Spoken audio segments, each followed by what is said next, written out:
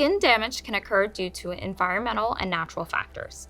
UV exposure, pollution, and natural aging slow collagen production and cellular turnover, leading to discoloration, dullness, fine lines, and wrinkles. Chemical peels are a popular treatment using specially formulated acids in varying strengths to exfoliate skin surface and promote cellular turnover.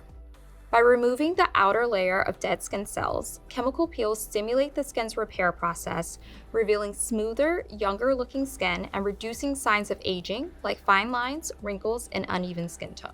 To complement the results of a chemical peel, Cell Cycle Catalyst by SkinCeuticals is physician-tested and shown to be well-tolerated both before and after the procedure. When used alone, the unique blend of 7.7% phytic, mandelic, salicylic, and glycolic acids, along with 1% taurine, has been proven to reduce the appearance of fine lines by 18%, improve radiance by 12%, and diminish visible discoloration by 10% within 1 week of use.